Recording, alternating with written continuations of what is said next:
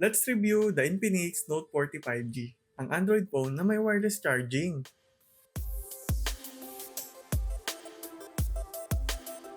Naka 120Hz refresh rate kaya sobrang smooth. 1080p resolution with AMOLED display so malinaw talaga siya. And peak brightness of 1300. So mapapansin nyo sa screen na sobrang nipis ng bezel niya. Yes, 94% bezel screen to body ratio yung display nito. Kaya ma-enjoy mo talaga for gaming and streaming your favorite movies. Nandito na din yung fingerprint scanner niya.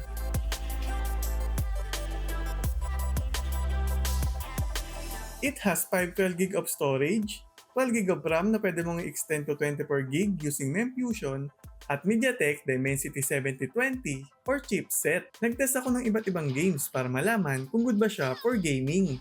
Sinet ko tong Genshin Impact sa medium settings at makikita nyo naman na hindi nag-FPS drop. So kaya niyang i-handle yung ganitong type ng laro. Ito namang Mobile Legends, naka-ultra settings, sobrang good ng performance, stable lang yung refresh rate for 30 minutes. Okay na okay din maglaro dito ng PUBG Mobile at CODM dahil nga 120Hz refresh rate, mapipil mo talaga yung immersive view sa display. Sa Car Street, medyo lag na siya kahit naka-low settings. Kaya I suggest na humanap na lang ng alternative racing games. Mataas na kasi masyado yung specs requirements nito, but overall, good pa din to for gaming. 108MP yung main camera and 32MP yung selfie camera. For video, 1440p yung max resolution ng main camera. So, ito yung mga shots using Infinix Note 40 5G. Malinaw at good naman yung quality ng picture, lalo na kung outdoor. Kailangan lang siguro ng konting color correction para hindi flat tignan. About naman sa video, malinaw din yung output at hindi shaky yung shots. So, lalo na pag in-applyan mo pa ng stabilizer from your editing application. Meron tong two available colors na Obsidian Black and Titan Gold. With two speakers na sound by JBL kaya malakas at buong buo yung tunog. Nasa right side yung power and volume button. At left side naman yung SIM card slot. Gustong gusto ko yung pagkakadesign sa phone na to. Ang ganda ng back niya, very slick design, and super smooth hawakan.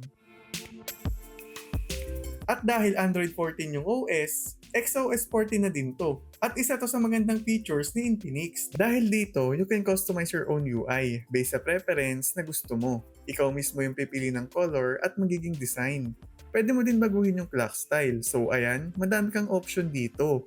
Pwede mo din baguhin yung color ng frame sa application based sa color combination na gusto mo. And lastly, you can choose your font style.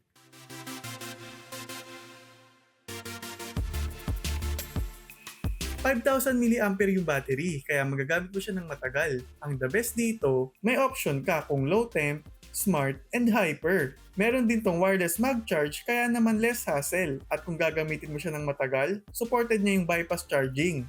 Sobrang good nun para sa mga gamers dahil hindi na masyado init yung phone nila at safe yung battery dahil diretso na yung power sa motherboard.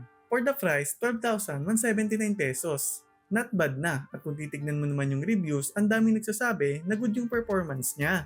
Kaya kung interested ka, click the link below and please don't forget to like and subscribe. Thank you!